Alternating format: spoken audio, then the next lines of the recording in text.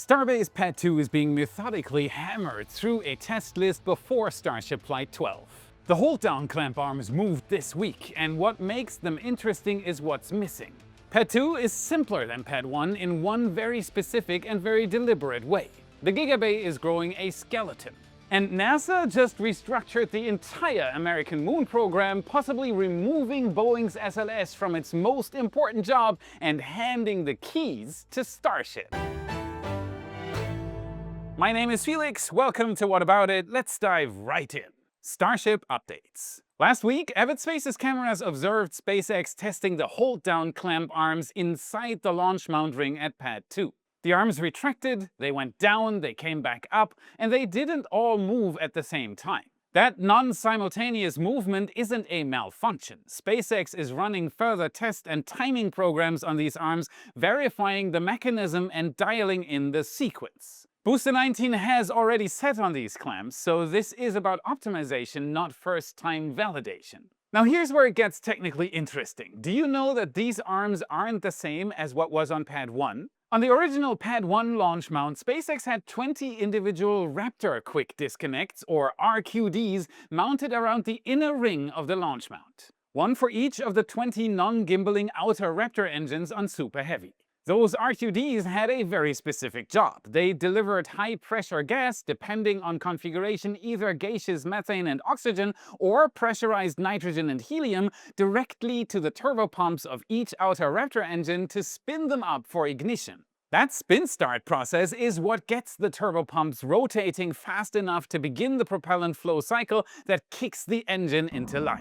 Raptor roar. The problem is that those RQDs were sitting right in the exhaust zone. They were mounted next to a booster generating the equivalent thrust of roughly 66 to 70 Boeing 747s at full thrust. The plume impingement and pressure waves alone were enough that after SpaceX transitioned to Raptor version 2, the damage to those RQDs became severe enough that they required post-flight swaps after each launch. That is not compatible with a rapid reuse program. So, Pad 2 removes them entirely.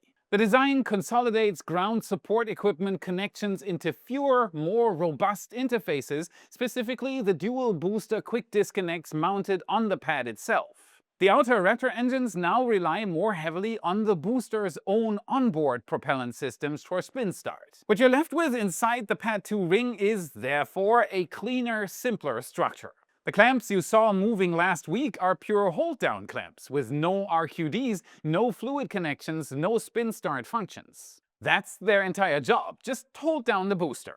SpaceX is going back to a more traditional approach. Ground equipment does less, the vehicle does more. Fewer pad side components in the exhaust zone means fewer things that can be damaged, resulting in a faster turnaround between flights. The test we saw last week confirms those clamps are functional and individually commandable. One more box checked on what is clearly a very long pad certification checklist before Flight 12. And there is more Pad 2 news from last week. On March 20th, a thick steel roof structure was lifted into position at the very top of Mechazilla. The lift was performed by a Buckner-owned Liebherr LR11000 crawler crane, one of the most capable crawler cranes on the planet, with a rated lifting capacity of over 1,000 metric tons. There is no official statement from SpaceX about what exactly this roof is protecting, but we can always speculate, right? At the crown of Mechazilla, you have some of the most mechanically sensitive systems on the entire pad. The crown block, where the chopstick lift cables terminate and change direction. The pulleys, cable guides, and sensors that are part of the lift system. All of it sits right at the top of the tower that, during a Starship launch or a booster catch, is exposed to one of the most violent launch environments we have ever deliberately created. Raptor 3 engines have achieved chamber pressures of 350 bar in testing, with operational pressure around 330 bar, already the highest of any rocket engine ever flown. Exhaust temperatures in the plume can exceed 2,000 degrees Celsius. The shock waves from 33 of those engines firing simultaneously travel at supersonic speeds. Putting a thick cladded steel roof over all of that sensitive hardware is the logical next engineering step. You don't want your lift cables baking in exhaust radiation every launch cycle. You don't want pressure waves hammering your hydraulic systems with no protection. I also want to flag one more thing, purely as speculation with no official backing. The ship stage on future flights may return on a different approach trajectory than the booster. That could change how exhaust and debris interact with the top of the tower. A robust roof adds margin for scenarios SpaceX may already be designing around. SpaceX wants both Pad 1 and Pad 2 fully operational for high-cadence launches. The chopstick system is the most expensive and mechanically complex part of the catch infrastructure. Protecting it isn't optional. And on top of the clamp tests and the roof installation, we also observed more Deluge system tests at Pad 2 last week. This is worth pausing on for a moment. Because people sometimes ask, why does SpaceX keep running tests that feel disconnected from the next static fire? The answer is that many of them are disconnected, and that's entirely by design. SpaceX is using the time between Booster 19 static fires to systematically work through a pad certification checklist for Pad 2 as a brand new facility. Arm retraction timing, deluge sequencing, roof installation, these are pad-level items, not vehicle-level items. And after all, Flight 12 is going to be the first Starship launch ever from Pad 2. The first time 33 Raptor engines ignite over this new flame trend, you do not just roll up to that without hundreds of hours of subsystem testing completed and documented. Every deluge test, every arm cycle, every piece of hardware going up right now is SpaceX building the confidence they need before that launch. Now, let's zoom out from the launch pad and look at what's rising right next door. Because the Gigabay is one of the most consequential structures being built anywhere on Earth right now. Level 4 of the Gigabay at Starbase is now under construction, and SpaceX has started applying the first exterior cladding panels to the building. Weeks ago, this looked like a jungle of steel columns. Now walls are forming, the skeleton is becoming an actual building. Let me give you the numbers, because the numbers are extraordinary. The Gigabay at Starbase will stand 116 meters tall. That's roughly 30 stories, making it one of the largest structures at Starbase outside of the launch towers themselves, which top out at 146 meters. It will encompass approximately 65,000 square meters of total space across all levels, including elevated platform areas and a workspace and meeting area at the very top. I so want to go there. That's roughly 12 American football fields worth of usable floor space. For context, the Florida Gigabay is even larger at about 75,000 square meters, but both are built to the same basic spec. 24 individual work cells, each capable of housing a Starship or Super Heavy for integration or refurbishment. Overhead cranes rated at 360 metric tons each. That's roughly the weight of an empty Boeing 747. Compared to the Megabay facilities SpaceX is using right now at Starbase, the Gigabay provides more than 11 times the floor space, 19 additional work cells, and more than double the crane lifting capacity. And the Gigabay isn't just an assembly hall. SpaceX has already begun installing heavy steel beam construction inside the Highway 4 facing corner of the Star Factory on the wall facing the Gigabay. That's where the two buildings will be joined, creating a covered, continuous pathway from raw material fabrication all the way to a fully stacked, flight-ready Starship without ever going outside. Steel rings, dome sections, Raptor mounts, heat shield tiles, they move on an indoor assembly line. Finished sections go through the Star Factory into the Gigabay, get stacked, tested, and transferred to the pad. In Texas weather, rain, wind, 100-degree summer heat, none of it interrupting production. The Gigabay at Starbase is reported to cost around $250 million, making it the most expensive single infrastructure project at Starbase, exceeding even the Star Factory itself at $164 million. The goal behind all of this is a production rate that sounds almost impossible when you say it out loud. Elon Musk has stated publicly that the ambition is as high as 10,000 Starships per year. That would be one Starship completed roughly every 53 minutes, around the clock, every day of the year. The more grounded near-term target from SpaceX planning is one ship per day, which gets you 365 ships per year once full operations are running. Even at a fraction of that, say 20 to 50 ships per year after the Gigabay comes online at the end of 2026, you're in a completely different world than anything flying today. A 1 million satellite AI constellation requires many launches. A lunar base needs a lot of ships. A 1 million person city on Mars needs starships the way a city needs cars. The Gigabay is the factory floor that makes all of it mathematically possible. Speaking of connecting systems to get better results out of them. If you're anything like me, you've probably lost track of how many AI subscriptions you're juggling. ChatGPT over here, Claude over there, Gemini somewhere else, and your wallet's not happy about it. Mammoth fixes that. One subscription, one clean interface, and you get access to all the top AI models. GPT, Claude, Gemini, Mistral, Llama, and more, plus image generators like Flux and NanoBanana. You can switch between models with one click, upload and analyze documents, and it works across all your devices. You can compare and challenge different AI models freely.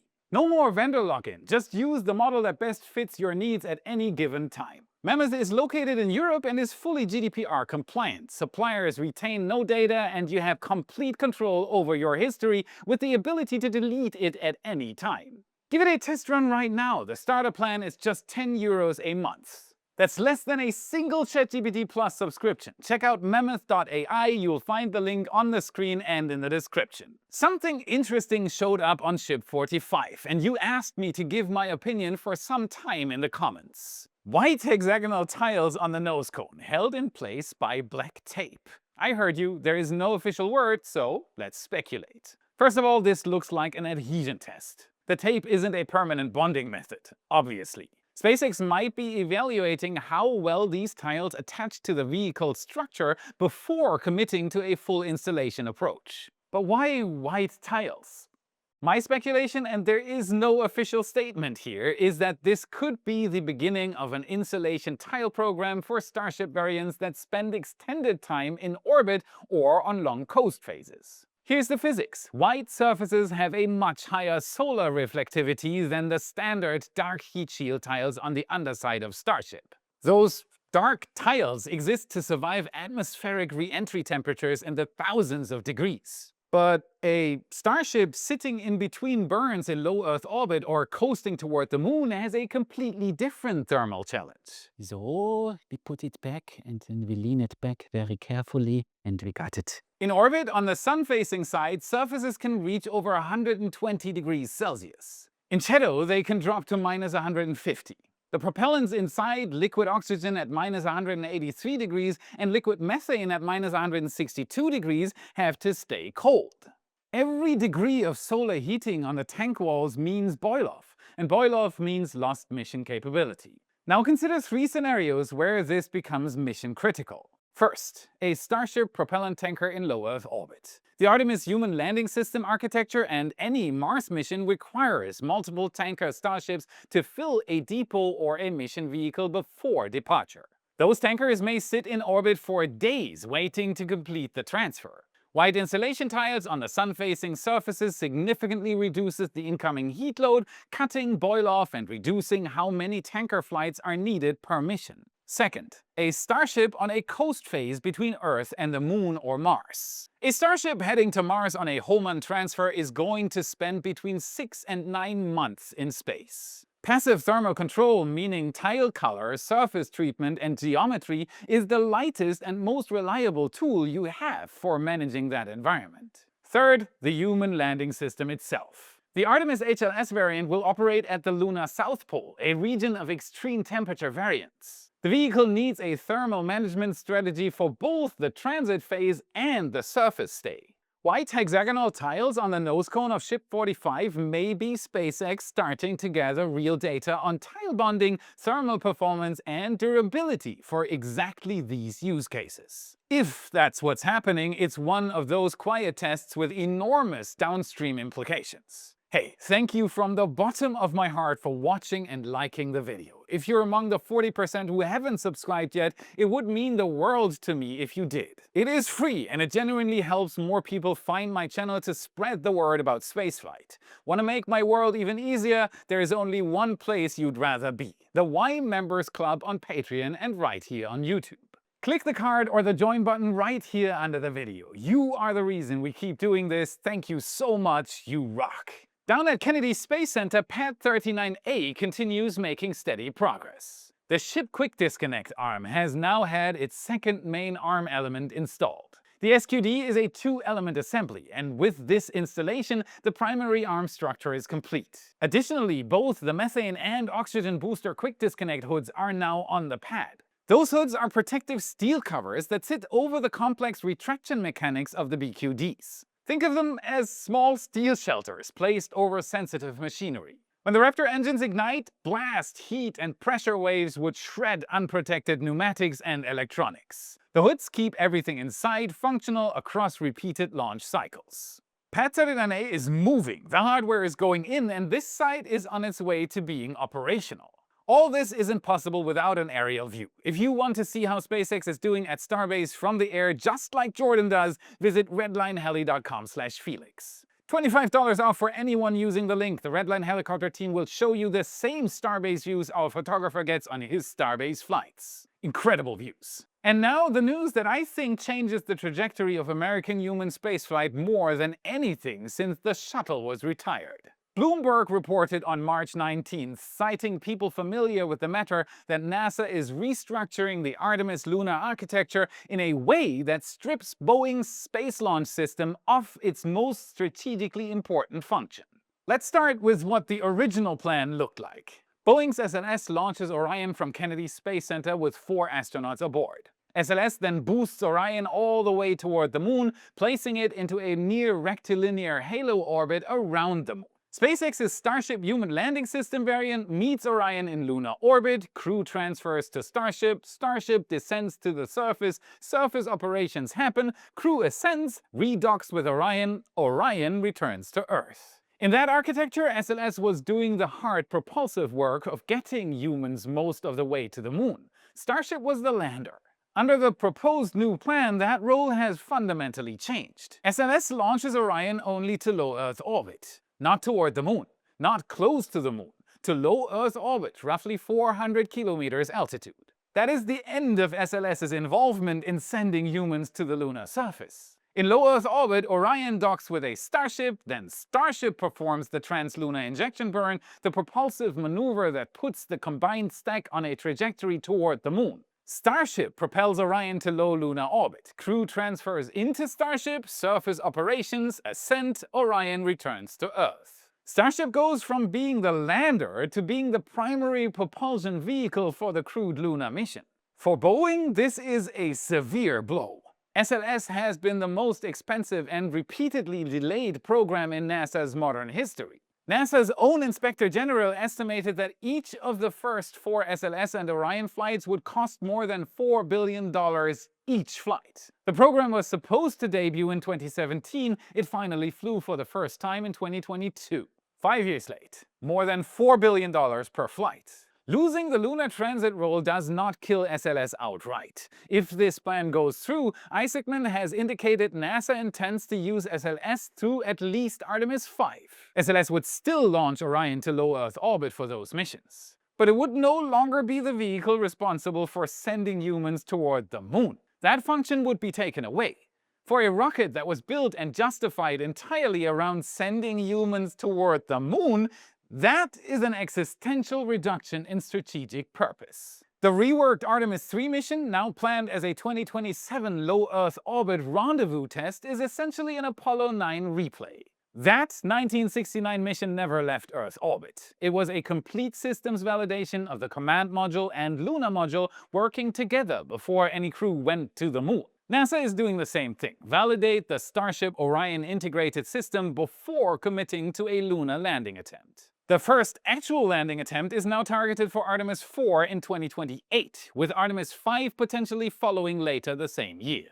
2 landings in a single calendar year. Under the new Starship-centric architecture, that cadence is far more credible than it ever was under the SLS limited approach. One important caveat: this plan hasn't been formally announced. It's reported as internally approved but faces congressional scrutiny and could be modified. Artemis 2 itself, with SLS and Orion, is still targeting no earlier than April 1st. None of this changes that mission.